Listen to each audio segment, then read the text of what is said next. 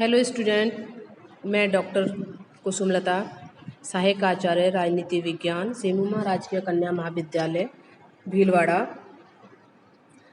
आज हम BA part third का पेपर सेकंड, जिसका नाम है इंटरनेशनल रिलेशंस का मीनिंग, नेचर एंड स्कोप को यहाँ अध्ययन करेंगे। अंतर्राष्ट्रीय संबंध का अर्थ क्या है, उसकी प्रकृति क्या है, उसका क्षेत्र क्या है, इसके बारे में हम इस वीडियो में अध्ययन करेंगे, विस्तार से अध्ययन करेंगे। अंतर्राष्ट्रीय संबंध का अर्थ। अंतर्राष्ट्रीय संबंध शब्द का सर्वप्रथम प्रयोग जेरेमी बेंथम ने किया था। उसके बाद ही इस शब्द का प्रयोग संप्रभु देशों के मध्य सरकारी संबंधों को परिभाषित करने के लिए किया जाने लगा। वैसे अंतर्राज्यीय एवं अंतर्राष्ट्रीय संबंधों का अध्ययन सैकड़ों वर्षों से किया जा रहा है, किंतु इसे एक व्यापक एवं स्वतंत्र स्वायत्त विषय क्षेत्र का रूप 20वीं शताब्दी में प्राप्त हुआ है। सन 1900 ईस्वी में पॉल रिक्स नामक विद्वान ने इस विषय पर पहली स्वतंत्र रचना वर्ल्ड पॉलिटिक्स शीर्षक से प्रकाशित की। अंतर्राष्ट्रीय संबंध एक राज्य एवं दूसरे राज्य के बीच के संबंध को अंतर्राष्ट्रीय संबंध कहा जाता है, जो राजनीतिक, आर्थिक और सांस्कृतिक व सामरिक भी हो सकते हैं। अंतर्राष्ट्रीय संबंध के अर्थ को हम दो रूपों में समझ सकते हैं, एक संकुचित दृष्टिकोण के रूप में और एक व्यापक दृष्टिकोण के रूप में।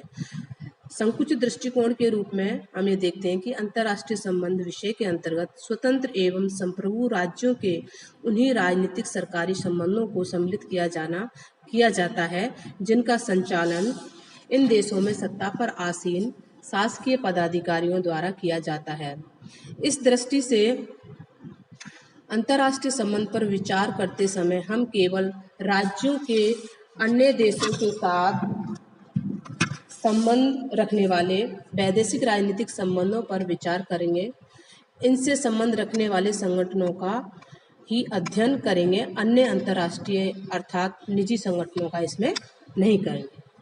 व्यापक रूप से हम अंतर्राष्ट्रीय संबंध के अर्थ को देखते हैं कि राजकीय संबंधों के अतिरिक्त अंतर्राष्ट्रीय संबंधों के अंतर्गत राज्यों के मध्य स्थापित होने वाले सभी तरह के संबंधों का अध्ययन किया जाता है। अतः अंतर्राष्ट्रीय संबंध देशों और राष्ट्रों के आपसी संबंधों के सब पहलुओं का वर्णन करता है, चाहे वे राजनीतिक हो या गैर राजनीतिक हो, शांतिमय हो या युद्धमय हो, कानूनी हो या सांस्कृतिक हो, आर्थिक हो या भौगोलिक, सरकारी हो या गैर सरकारी। अर्थात अंतर्राष्ट्रीय संबंधों में सब तरह के संबंध आ जाते हैं, यानी वे सभी संबंध भी जो राजनीतिक नहीं है। अब हम अंतर्राष्ट्रीय संबंध की प्रकृति के बारे में कि अंतर्राष्ट्रीय संबंध एक व्यापक शब्दावली है। राज्यों के आपसी संबंधों का विवेचन ही अंतर्राष्ट्रीय संबंध है। अंतर्राष्ट्रीय संबंधों के अंतर्गत राष्ट्रों के आर्थिक, व्यापारिक, सांस्कृतिक, शैक्षणिक, कानूनी, राजनीतिक, खोज एवं अन्वेषण संबंधी और इसी प्रकार के सभी संबंध आ जाते हैं। इन संबंधों से इन शब्दों से वास्तव में विविध राष्ट्रों के संपर्क, सहयोग, क्रिया प्रतिक्रिया का बोध होता है, अर्थात संबंधों के जाल का अर्थ निकलता है। एक बहुत बड़े अंतर्राष्ट्रीय राजनीति के विद्वान हुए हैं जिनका नाम जिमन है। उन्होंने अंतर्राष्ट्रीय संबंध के बारे में लिखा है कि अंतर्राष्ट्रीय संबंधों के विद्यार्थी को मनोविज्ञान, अर्थशास्त्र, राजनीति, इतिहास, विधिशास्त्र, समाजशास्त्र, भूगोल, विविध भाषाएं, संवैधानिक इतिहास आदि का ज्ञान होना अत्यंत आवश्यक है। साथ ही भौतिक विज्ञानों का भी ज्ञान होना अत्यंत आवश्यक है। क्विंसी राइट क्विंसी राइट, जो कि अंतर्राष्ट्रीय राजनीति के विद्वान हैं, ने अंतर्राष्ट्रीय संबंधों की प्रकृति के बारे में लिखा है कि अंतर्राष्ट्रीय संबंधों का अध्ययन राष्ट्रों के बीच संबंधों को समझने, उनके विषय में भविष्यवाणी करने, उनका मूल्यांकन तथा उन पर नियंत्रण करने एवं विश्व समुदाय की स्थिति को समझने में योगदान देते हुए एक साथ इतिहास भी है, विज्ञान और दर्शन भी है तथा साथ ही एक कला भी है। अब हम अंतर्राष्ट्रीय संबंध और अंतर्राष्ट्रीय राजनीति के अंतर को देखना चाहेंगे कि अंतर्राष्ट्रीय संबंध और अंतर्राष्ट्रीय राजनीति में क्या अंतर है। अंतर्राष्ट्रीय संबंध शब्दावली में एक व्यापकता है और अंतर्राष्ट्रीय राजनीति शब्दावली से एक विशेष प्रकार के संबंधों का बोध होता है। अंतर्राष्ट्रीय संबंध शब्द इतना अधिक व्यापक है कि उसमें अंतर्राष्ट्रीय संबंध की विषय वस्तु भी समाविष्ट हो जाती है। अंतर्राष्ट्रीय संबंध शब्द राष्ट्रों के आपसी संबंधों के सब पहलुओं का वर्णन करता है, चाहे वे राजनीतिक हो या गैर राजनीतिक, शांतिमय हो या युद्धमय, आर्थिक हो या भौगोलिक, सरकारी हो या गैर सरकारी। जबकि अंतर्राष्ट्रीय राजनीति शब्द राष्ट्रों के केवल राजनीतिक संबंधों का ही निरूपण करता है। दूसरे शब्दों में अंतर्राष्ट्रीय संबंधों के राजनीतिक पहलू को अंतर्राष्ट्रीय राजनीति कहा जा सकता है। अंतर्राष्ट्रीय संबंध शब्द अंतर्राष्ट्रीय समाज के सभी सदस्य राज्यों के मध्य सभी प्रकार के संबंधों का परिचय करवाता है। राज्यों के राजनीतिक संबंधों के साथ साथ अन्य के प्रकार के संबंधों जैसे कि अंतर्राष्ट्रीय ट्रेड यूनियनों, अंतर्राष्ट्रीय रेड क्रॉस टूरिज्म, अंतर्राष्ट्रीय व्यापार, आवागमन, संचार तथा नैतिकता आदि भी अंतर्राष्ट्रीय संबंधों के अंतर्गत आते हैं। अंतर्राष्ट्रीय संबंध और अंतर्राष्ट्रीय राजनीति के कुछ ऐसे बिंदु हैं जिनके माध्यम से हम अंतर्राष्ट्रीय संबंध और अंतर्राष्ट्रीय राजनीति के अंतर को स्पष्ट कर सकते हैं कि अंतर्राष्ट्रीय संबंध विस्तृत है जबकि अंतर्राष्ट्रीय राजनीति संकीर्ण है। अंतर्राष्ट्रीय संबंधों के अंतर्गत एक संप्रभु राज्य के संपूर्ण संबंधों को, चाहे वे राजनीतिक हो, आर्थिक हो, सांस्कृतिक या साहित्यिक ही क्यों ना हो, लिया जाता है। जबकि अंतर्राष्ट्रीय राजनीति के अंतर्गत केवल राजनीतिक पक्ष को ही लिया जाता है। दूसरा, अंतर्राष्ट्रीय संबंध वर्णनात्मक है जबकि अंतर्राष्ट्रीय राजनीति विश्लेषणात्मक है। अंतर्राष्ट्रीय संबंधों में उन सभी संबंधों का अध्ययन किया जाता है जो एक संप्रभु राज्य के द्वारा सीमा से बाहर स्थापित किए जाते हैं, जबकि अंतर्राष्ट्रीय राजनीति में केवल उन विषयों का अध्ययन किया जाता है जो राजनीतिक महत्व के हैं। अब हम अंतर्राष्ट्रीय संबंध का क्षेत्र अर्थात उसकी विषय वस्तु के बारे में देखेंगे। अंतर्राष्ट्रीय संबंध का क्षेत्र, इसके बारे में हम ये देखते, एक बहुत अंतर्राष्ट्रीय राजनीति के बहुत बड़े विद्वान हुए हैं जिन्होंने कहा है कि जो पामर एवं पार्किंस ने अंतर्राष्ट्रीय विषय क्षेत्र के बारे में 4 दशक पूर्व कुछ बातें कही थी जो कि निम्न है। इसके अंदर विश्व समुदाय, युद्ध एवं शांति, विचारधाराएं, राष्ट्रीय हित, राष्ट्रवाद, साम्राज्यवाद एवं उपनिवेशवाद, आर्थिक कारक एवं राष्ट्रीय चरित्र, इस तरह के जो कुछ बिंदु इसमें समावेशित हैं। वैश्वीकरण की प्रक्रिया के चलते अंतर्राष्ट्रीय संबंधों के विषय क्षेत्र में आमूलचूल परिवर्तन आया है। सूचना एवं इंटरनेट प्रौद्योगिकी के प्रभाव ने राष्ट्रों के व्यवहार, उनकी संप्रभुता तथा विदेश नीति जैसे क्षेत्रों में एक नई क्रांति का सूत्रकार कर दिया है। वैश्वीकरण का अर्थ वैश्विक बाजार, वैश्विक तकनीक, वैश्विक विचार तथा वैश्विक एकता को बढ़ाकर अंतर्राष्ट्रीय संबंधों को पुख्ता करना है। अब यहाँ हम अंतर्राष्ट्रीय संबंध की जो विषय वस्तु है उसके बारे में बिंदुवार पढ़ेंगे। पहला है अंतर्राष्ट्रीय संबंध के प्रधान पात्र, जो कि एक राज्य है।